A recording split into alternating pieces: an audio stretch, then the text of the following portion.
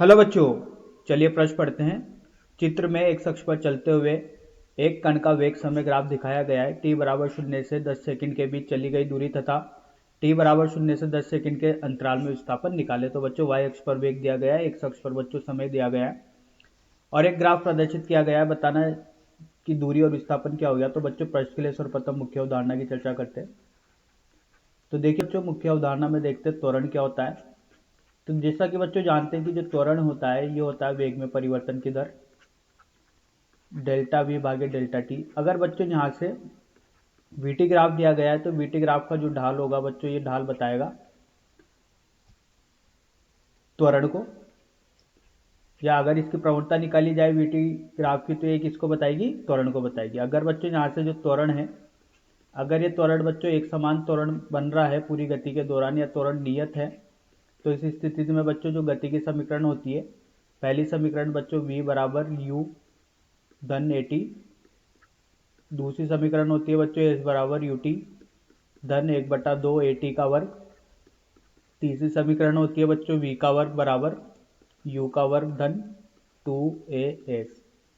तो आइए बच्चों इस मुख्य अवधारणा के आधार पर प्रश्न को हल करते हैं। देखिए बच्चों, यहाँ से सर्वप्रथम बच्चों यहाँ पर इसकी प्रवणता निकालते हैं, इसका मतलब इसका ढाल निकालते हैं। तो बच्चों यहाँ से टेन थीटा बराबर होता है बच्चों डेल्टा वी बटे डेल्टा टी।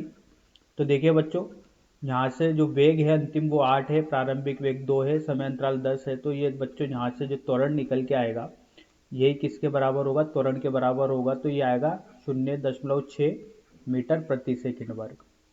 तो बच्चों इस ग्राफ से त्वरण का मान पता लग चुका है। अब देखिए बच्चों, जो ये त्वरण है ये एक नियत त्वरण है बच्चों, पूरी गति के दौरान ये त्वरण एक समान रहने वाला है। तो बच्चों यहाँ से अगर विस्थापन की बात की जाए तो विस्थापन निकालने के लिए बच्चों जो गति की समीकरण है दूसरी, उसका प्रयोग करते हैं। s बराबर यू टी धन 1/2 ए टी का वर्ग। तो बच्चों प्रारंभिक वेग 2 है, समय अंतराल 10 है, धन 1/2 त्वरण का मान बच्चों ज्ञात किया गया है 0.6 और यहाँ से 10 का वर्ग, समय का वर्ग हो जाएगा। तो इसको हल करने पर बच्चों यहाँ पर आता है 50 मीटर। तो देखिए बच्चों, जो विस्थापन हुआ है 0 से 10 सेकंड के लिए विस्थापन पूछा गया था, वो 50 मीटर आया है। अब देखिए बच्चों, अगर दूरी की बात की जाए तो देखिए बच्चों, सीधी रेखा में चलते हुए कण के लिए बच्चों दूरी किसके बराबर होता है, विस्थापन के बराबर हुआ है, जब तक कि वह अपनी दिशा को परिवर्तित नहीं करता। तो कोई भी सरल रेखा में गति करते हुए कण के लिए दूरी और विस्थापन बराबर होगा। सरल रेखा में गति के लिए, तो सरल रेखा में गति के लिए दूरी किसके बराबर होगी बच्चों, विस्थापन के बराबर होगी।